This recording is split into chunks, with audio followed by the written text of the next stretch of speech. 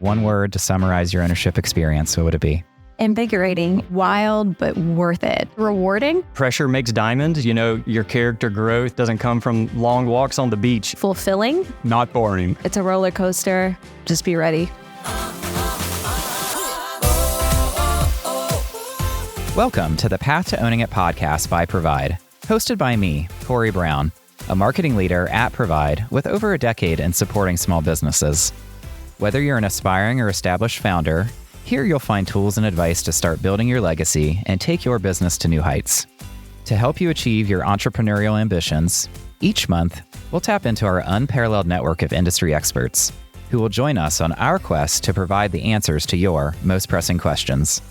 Like what you hear? Follow us on Apple Podcasts, Spotify, or wherever else you listen. Today, we're excited to announce the launch of the Provide Advisory Network, a program that brings together healthcare practice owners and offers them a platform to share their experiences, perspectives, and expertise with other aspiring and established entrepreneurs. Provide Advisory Network members will serve as strategic content partners, contributing writers, and brand ambassadors for Provide. To learn more about the program, visit the resources section at getprovide.com. This curated group of expert healthcare providers was selected based on their successes in the healthcare industry and entrepreneurship, as well as their ambition, creativity, and commitment to improving the industry standard of care. I'm honored that this inaugural group is joining us today to introduce themselves and answer our most asked questions by listeners like you. For our first question, I'd like to introduce Dr. Miles Rowley, owner at the Beach House Vet.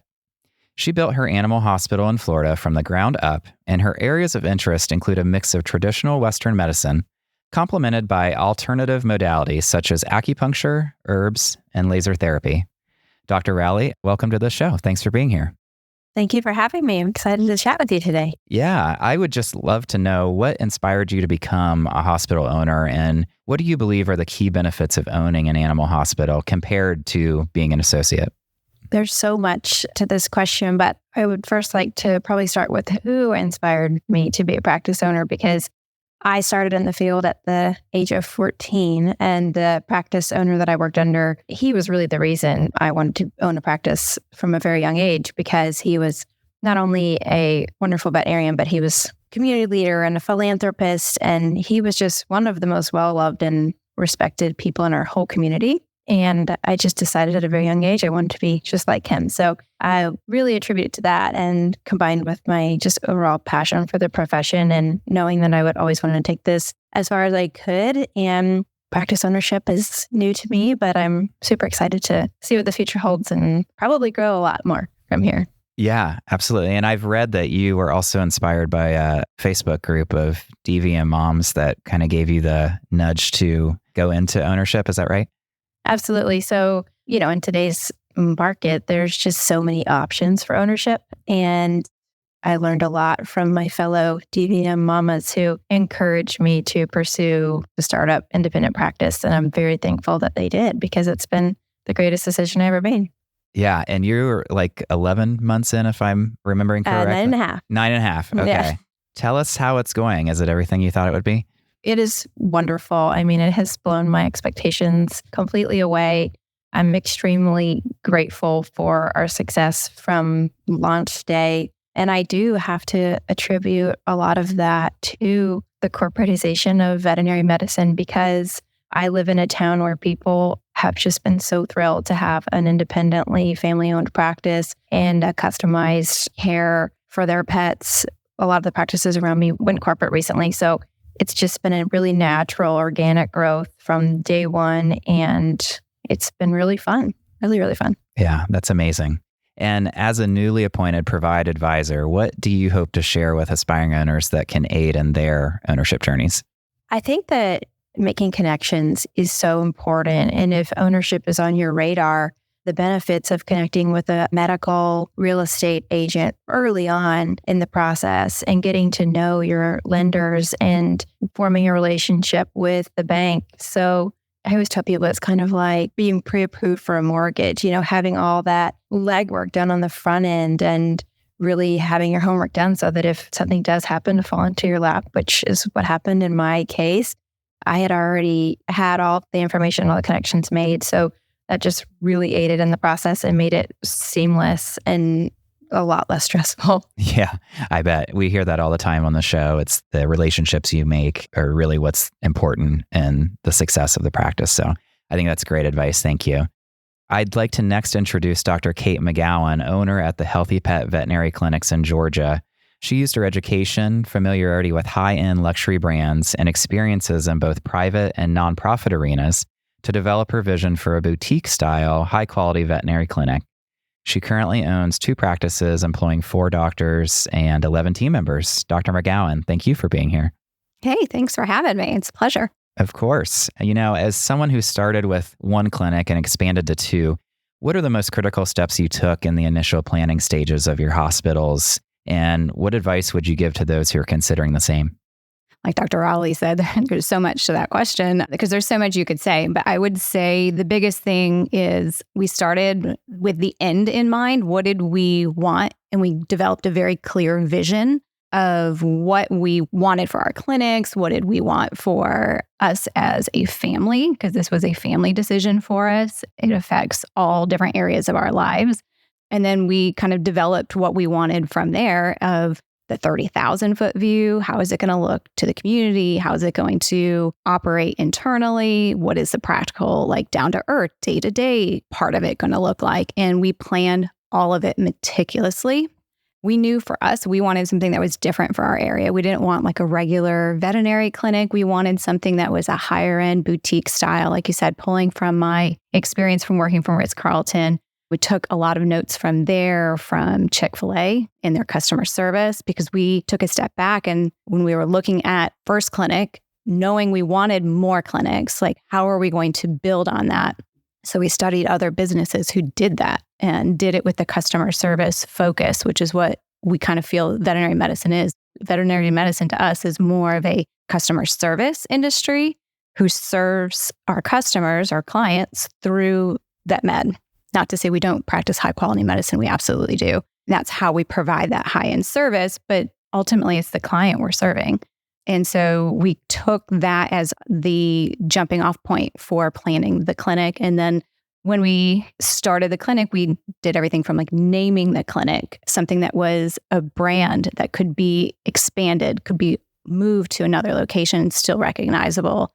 All those little tiny steps added together are what we kind of put together. And then, like Dr. Ali said, having a good team in your corner, having the right lenders, having, different contractors and veterinary specific architect and things of that nature to set up the vision you have for you the way you want to have it done.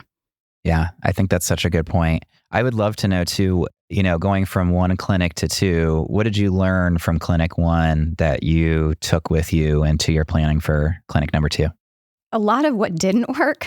So we started our first clinic mid-2018 and we opened pre-pandemic, went through the pandemic, and then came out the other side of it.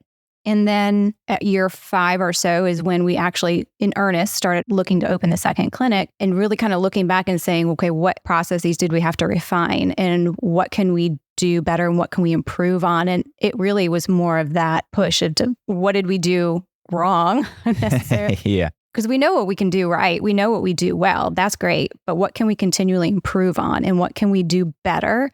And then what can we do better in the second clinic and bring back to the first clinic? There's been a lot of back and forth, and watching that growth has been exciting. Yeah. Well, congratulations. Thanks. That's such an amazing step that you've taken. And I know that's really important for you and your family. So congrats. What's one thing that others can learn from your ownership journey that can help them in building their own legacy? I think knowing who you are and owning it, knowing what you want and going for it, and then not apologizing. This is who I am. This is what I want. This is the way I want to practice. This is the culture I want. This is the type of environment I want. Understanding it's not for everybody, but it's what is for me. It was what I want, is what I believe in. And then I don't apologize for it. It's not to say I'm rude. I'm not. I'm not trying to be ugly to other people, but it is, I have a vision of what I want and who my customer is. That avatar lives in my brain and is constantly evolving. And I'm not afraid to go for it. I'm not afraid to try things. And I'm not afraid to make the mistakes that go with it and pivot. But I don't lose sight of that vision, that avatar, that person I think is my client. that's who I'm constantly trying to serve and going after. And that client is not always like the actual paying client. Sometimes that client's my employee. I serve them too. I serve them equally as I do the people who walk into my clinic with their pets. I serve my employees. And so having that, all those visions of what my clinic is going to be like is kind of what's constantly rolling through my brain. That's awesome. Thank you for sharing. I'd love to know too, can each of you summarize your ownership experience up in one word? Dr. Rowley, I'd love to start with you. Invigorating. And the reason I say that is because I've always loved vet med. I've always loved my day to day, but I got to the point where I was a little stagnant and I could literally show up to my job as an associate and like not even use my brain and just coast through the day. And that's not me. I like challenge. I like change. I like excitement and that adrenaline rush of trying new things. And ownership has really invigorated me as a person. I have found that I'm using parts of my brain that I haven't used in a long time, like creatively. So I just overall feel very invigorated by ownership. It's been great. I love that so much. Thank you. Dr. McGowan, how about you? Wild. It's a wild ride. You go from the highest highs to the lowest lows and back again all in the same day. It's a wild experience, unlike anything I have ever imagined. And it keeps changing. And so it's constantly challenging me and constantly kind of bringing me to my knees and humbling me. It's wild, but worth it. It's just insane to see what ownership can do for you personally and personal growth, for your family, for your spiritual growth. If you're a person of faith, like it really is the wildest ride ever. I think that should be the tagline for the show, wild, but worth it. I love it. Well, now we're lucky enough to be joined by a previous guest on the podcast who I know has some wild stories of her own, Dr. Sarah Baker, owner at Lane Veterinary in Illinois. Dr. Baker is a fear-free certified veterinarian, enjoys internal medicine and dentistry, and loves getting to be an integral part of the human-animal bond. Dr. Baker, so glad to have you back on the show. Welcome. Yeah, thanks. I'm excited to be back. I would love to ask you, how do you recommend developing a robust business plan that aligns with both clinical goals and patient care objectives?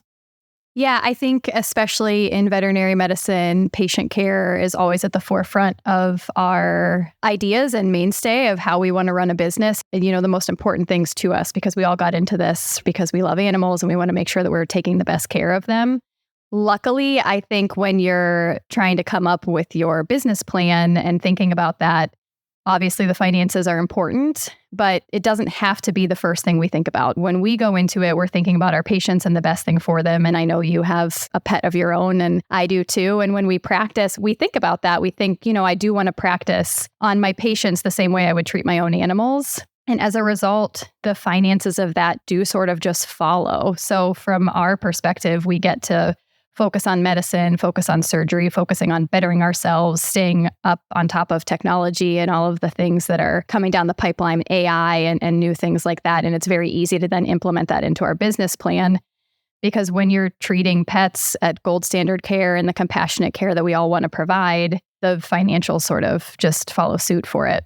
Yeah. We all want the best for our pets, so you want to have the best in your hospital as well. Is there ever a time where you do have to draw the line and you're like, you know what, we're just not quite there financially for this yet, but maybe down the line? And how do you make that decision? Yeah, I think that's a good question. I think from the general practice side of things, which is what I do, there's honestly times where we just have to draw the line medically because we have specialists out there. Not all of us are going to have a CT scan in our hospital because that would be a big financial push for us, right? But right. The specialty clinics have it. And so again, when you're thinking about what's best for the pet, I can work it up to this point, but then we are just going to have to refer you to see somebody that's best suited for what that is. I mean, maybe down the line, I know there's a couple general practices that are starting to roll out that kind of technology and equipment to get inside here, but you do have to think about that when you're starting up too. Yeah, no, that's a great point. I'm curious, what unique perspectives do you bring to Provide's advisory network that you hope to share with our audience? I think my unique perspective really comes from the experience that I had before I got into practice ownership and wanting to be a leader, even in sports and things that I did before becoming a veterinarian. It's teaching my team and really trying to lead with kindness and empathy. I think it makes a huge difference, especially in the veterinary field, We are very female driven. And I think anybody coming into a vet clinic wants to be treated that way. Really, anywhere you go, you want to be treated with kindness and have somebody with an empathetic nature there standing behind you. And that is a huge part of my team and what we all feel passionately about here and part of our culture. And I think it sets us apart as a private practice in an area where there are a lot of corporations around us too, that we treat our clients that way, we treat our staff that way, we treat all of our pets that way. And just leading with kindness really makes a huge difference for us. Yeah, I love that. Your turn, asking everyone the same final question. Can you summarize your ownership experience up in just one word? Yeah, I thought about this and I think it's rewarding. I would imagine I'm not the only one that is saying that, but it's really crazy to see your vision that you had come to life and be fulfilled by that. Professionally, in my personal life, it's awesome that my kids get to see it. My husband gets to be a part of it. The staff, everyone here, it's just a really rewarding choice that I got to make, which is awesome. Yeah, I couldn't think of a better word. Dr. Baker, thank you so much for being here and sharing your expertise. So, you've met half of Provide's advisory network who have provided insights to our most asked questions. When we return, you'll hear from 4 more advisors who will share their lived experiences around their practice ownership journeys. We'll be back with more right after this.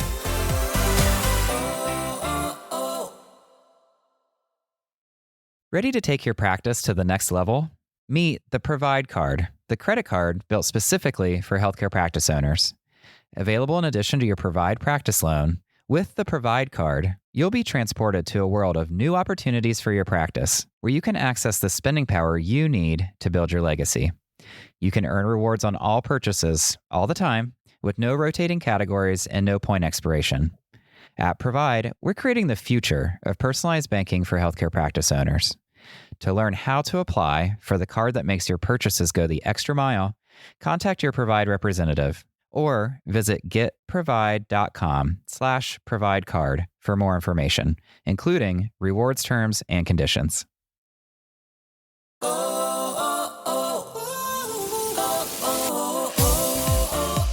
I'm Corey Brown, and this is Provide's The Path to Owning It podcast. We're back with the remaining members of Provide's advisory network to share their stories of practice ownership and answer your most pressing questions. I'd like to start with Dr. Dan Dienowitz, owner at Voorhees Pediatric Dentistry in New Jersey. He has dedicated his career to providing exceptional dental care for children from infancy through age 22, including those with special needs. Additionally, he has a strong interest in social media marketing, using it to showcase the practice, provide education, and help patients feel comfortable before their visit. Dr. Dienowitz, welcome to the show. Very happy to have you. Thank you so much for having me today, Corey. I'm really excited to be a part of it. Yeah, marketing is one of those questions that we get a lot from our audience. So I'd love it if you could share with us what marketing strategies have proven to be most effective for your practice, and how do you measure their success? Yeah, no, that's an excellent question because it's both a science and sometimes it's like shooting darts in the dark. So I have an overarching strategy and a bunch of tactics that I use, sometimes rotate through.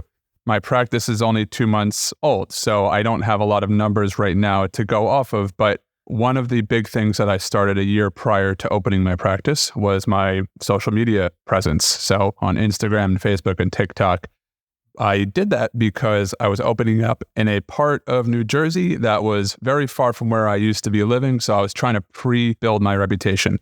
I've been very fortunate to leverage the powers of social media to get a VIP list of pre-registered patients that were ready to sign up and join my practice before we even opened our doors. So I felt that was really helpful. Yeah, that's amazing. And can you talk about how you measure success? Is it through patients that you onboard, or are there other metrics? Again, it's being so new, we don't have like long-term metrics, but what I will say is new patients is obviously a great number, but also what they say when they come in, which turns into internal marketing. So I've had people come in and I say, how do you find out about us? Oh, through Facebook or through Instagram.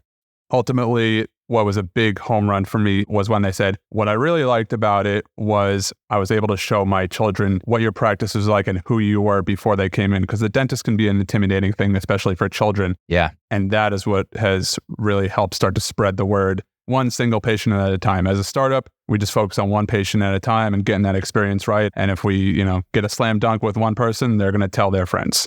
Yeah, no, that's amazing. I'm curious too, for others who are drawn to pediatric dentistry, what's the one thing you can share that you wish you knew when you started?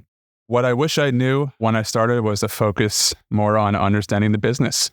I was blessed with great mentors over the years. I've sharpened my tool as being a good manager of behavior and working with special needs. But in my associateship years, I definitely buried my head in the sand and did not pay attention to reports and accounts receivable and just sticking my head in that. So that's something that I would recommend associates start to take an interest in if their employers will allow them.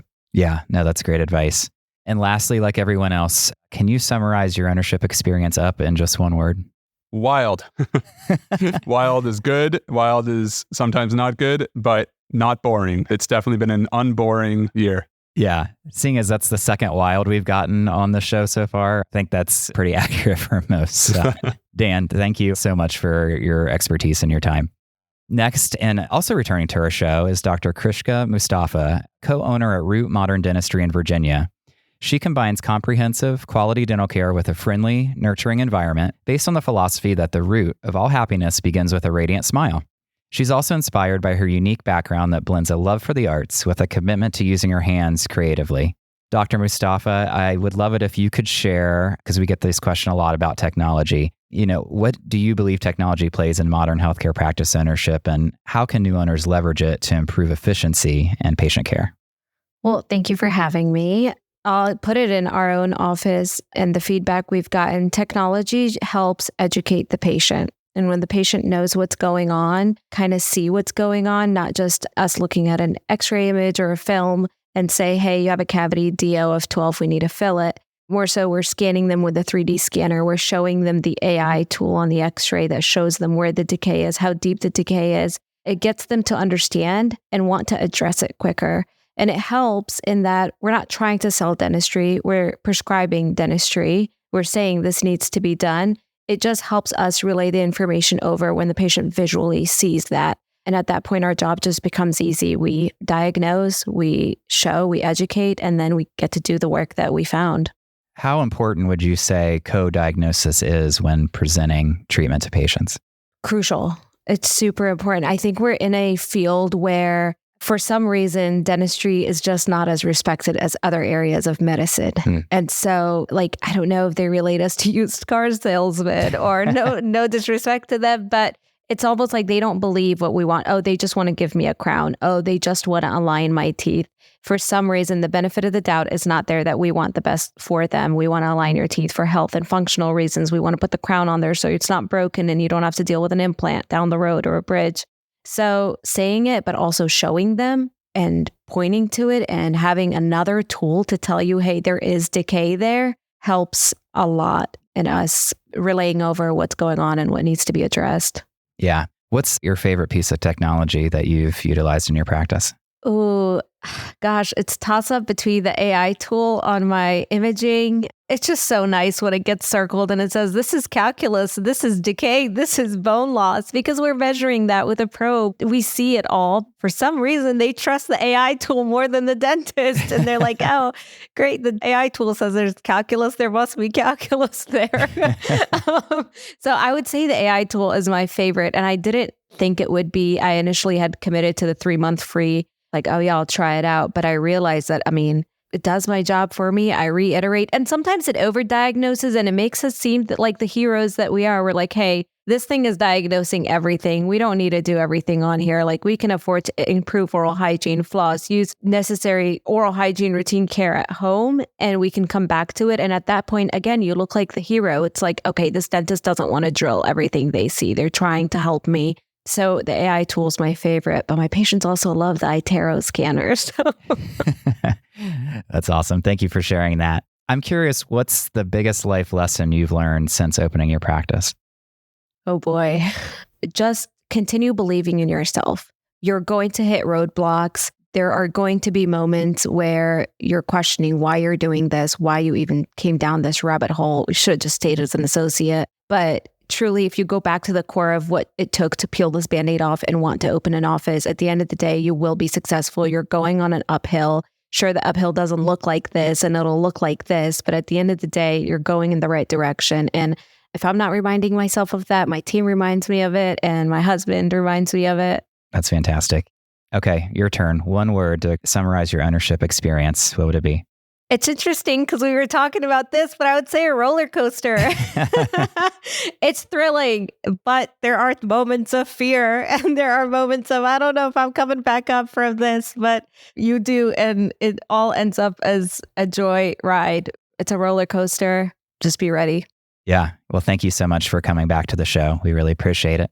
For our next question, I'd like to introduce Dr. Benjamin Taylor, owner at Dunwoody Dental Care. He is a general dentist in Georgia, has owned his practice for 2 years, and served 5 years of active duty in the Army and 6 with the National Guard, including serving as a combat dentist in Iraq during 2020. Dr. Taylor, thank you so much for your service.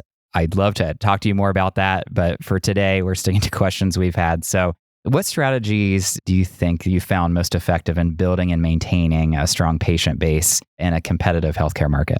Yeah. And thanks for the invite, Corey, and thanks for the support there. Yeah. I mean, to set the scene and my approach, Dunwoody is a upper middle class suburban area. It's about 20 minutes north of Atlanta. We're in network with about 4 PPO plans, and I can walk outside my front door of my office and visually see probably 3 other dental offices. So competitive, saturated is the right word, but I can say just after 2 years out, we've grown collections by about 45%. And I don't really have a magic answer. My rule has always been to be a good person first and a good dentist second. Just give 100% to my patients and staff and really just try and treat everyone like I would like to be treated. You know, your team is huge and they're an extension of yourself. Dentistry is definitely a team sport, and it'd be easy if I could just duplicate Dr. Taylor 4 times, but that's not the reality. So respect is not given. I think the best way to lead a loyal team is to lead by example. Patients can tell when you care, and that creates, good word of mouth, good reviews, which really run everything nowadays. Hand skills are, obviously good to have. But at the end of the day, I think patients, they remember how you made them feel, not really always what you did. I totally agree. You mentioned reviews. How important do you think those are, especially as a newer practice owner? They're huge. And I, kind of like Dan said, I try and ask all new patients, how they hear about us. And it's almost always online. Google is the new yellow pages. That's how people are finding you, is getting on their phone or getting on their computer and looking it up. So it's a good way to vet yourself. And so giving someone a good experience is the best thing to get them to tell other people or tell Google. Yeah. And we mentioned your time in the armed forces. I'm curious, what did you take away from your time in the Army and the National Guard that's helped prepare you for the challenges of practice ownership? Just like anything, there's pros and cons. I think for me, it started mostly, as wanting to serve something bigger than myself, but also a financial move. I didn't have the means to pay for school. I never really heard anyone say they loved their student loan. So I felt like the Army could have beat me with a stick every day, though, and it still would have been worth it. It helped me in a lot of ways, dental related, not dental related. But being debt free obviously allowed me to be more comfortable with my finances early on. That helped with getting approved for practice loans, getting yourself set up, because that's really important to prevent you from having sleepless nights, early in the beginning stages of your practice. But doing a residency, doing complex procedures, being able to work with specialists one-on-one was definitely invaluable. But non-dental stuff too. I mean, I think most practice owners would say that running a team and managing people is probably one of the hardest parts. And so one thing that you do get to practice a lot of in the military is your leadership skills. So being able to lead a team before it's really on your own dime is huge. That's a great point. Thank you for sharing. Okay, one word to summarize your ownership experience. What would it be? I'm going to say rewarding. There are good days and there are winning days that are challenging, but depending on how you look at life, I think depends on your outcome there. Winning days feel great, but when you get your team really behind you and you see them grow in their skills and personality, there's really no greater feeling. But hard days can beat you down, but pressure makes diamonds. Your character growth doesn't come from long walks on the beach. It's when you're tested, and how you look at it can either tear you down or build you up depending on how you respond. Yeah. Pressure makes diamonds. I'm going to take that one with me. I like that. Thank you so much, Dr. Taylor. We appreciate your time. And last but certainly not least, I'd like to reintroduce a good friend of the show, Dr. Amrita Patel. Among many things, she's a national lecturer who focuses on student, resident, and new dentist engagement. Her areas of expertise include wellness, time management, and conflict resolution for dentists and dental team members, and demystifying dental benefit plans for early career dentists. Dr. Patel, when we first talked back in episode 16, you gave us some really great advice about work-life balance that really stuck with me. As your personal life and responsibilities have continued to evolve, how have you been able to adjust your work-life balance to make sure you're never trying to, as you said, pour from an empty cup? I did. And thank you for having me back on the show. And it's nice to virtually meet all of you. In the, I guess, almost 2 years it's been since we recorded that, I got married and shifted half my life to the Midwest. So I split my time now between New York and South Dakota, which is, if you had asked me when we recorded that I was going to be in South Dakota, I would have told you were right out your mind, because this New York girl was never, ever leaving. And here I am. I think one of the biggest challenges has always been asking for help and the stigma that's associated sometimes with asking for help. And whether that's help from a friend, whether it's help from a professional colleague or professional help, because we all sometimes need that, I've realized that leaning on my support system, especially as my life grows, evolves, and changes, has been the key to sort of getting through it. And sometimes those are my team members at work, that have been doing this longer, some of them, than I've been in dentistry, to be like, hey, I'm really having a tough time. You've been working with Mrs. Jones for 20 years. I've only been in dentistry for 10. How do I communicate with her or with her family? Like, what's going to help us get to a place of understanding? And so for me, using that support system and realizing, again, that no matter what stage of life you're in, asking for help is not a sign of weakness, I think, is how I've been able to balance it. Yeah, totally agree. And congratulations on such an amazing life accomplishment. That's awesome. We get a lot of questions about what's next in healthcare. So I would love to ask you, looking ahead, what trends or changes do you foresee in the healthcare industry, and how should aspiring practice owners prepare for these shifts? Yeah. So, I firmly believe that dentistry is one of the best small businesses out there. I see it get passed down through generations. We know people who work with their parents like I do, and sometimes grandparents too. And I think preserving that kind of small business feel while still being able to use technology, like Dr. Mustafa said, to advance care and take the best care of our patients. And like Dr. Taylor said, being a good human first. And Dr. Dan, you talked about, ways to get patients in your chair and really communicate what's important. I think this is why dentistry has been able to survive in the way it has, regardless of what the outside influences have. And we all sort of know what's happened with medicine. And if you ask me, I think continuing to really focus on total patient care, utilizing the resources around us, is how dentistry goes forward. Yeah. And since you work with so many new dentists, what would you say to those who doubt if they have it in them to become a practice owner?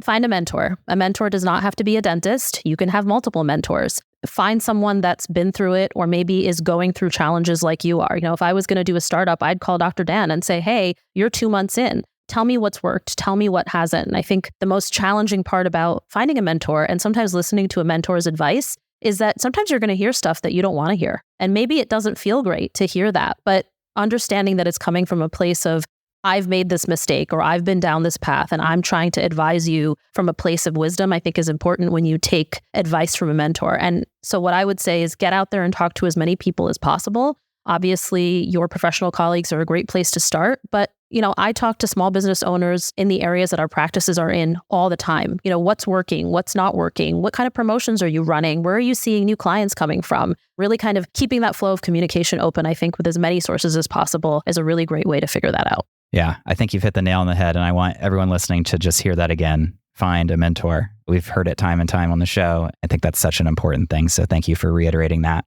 And lastly, very curious to know your one word to summarize your ownership experience. I would say fulfilling, because if I had not become a practice owner, I would have never met my husband.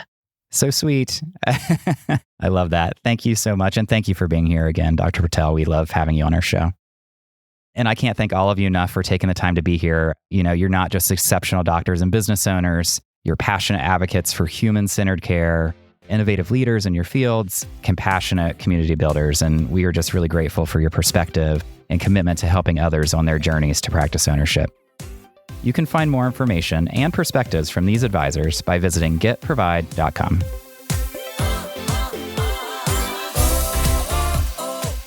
Thanks for joining us. The path to owning a business is a nuanced journey. We hope you discovered something in this episode that eases your path to success. If so, leave us a review on Apple Podcasts or Spotify. Have a topic you'd like discussed in a future episode? Drop us a line in the comments section or send us a message on social media. If you're ready to take control of your future and start building your legacy, be sure to visit getprovide.com. You can view our resources page for more helpful tools, Learn how our all-in-one financial and banking solution can help you on your path to business ownership and pre-qualify for financing in under 2 minutes with no impact on your credit score.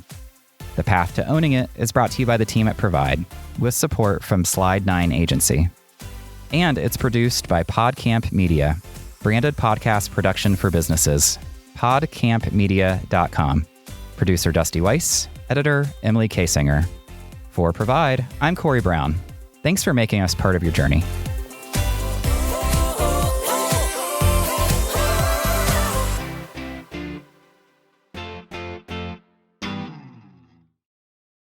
Provide is a division of Fifth Third Bank, National Association. All opinions expressed by the participants are solely their current opinions and do not reflect the opinions of Provide, its affiliates, or Fifth Third Bank. The participants' opinions are based on information they consider reliable, but neither Provide, its affiliates, nor Fifth Third Bank warrant its completeness or accuracy and should not be relied upon as such.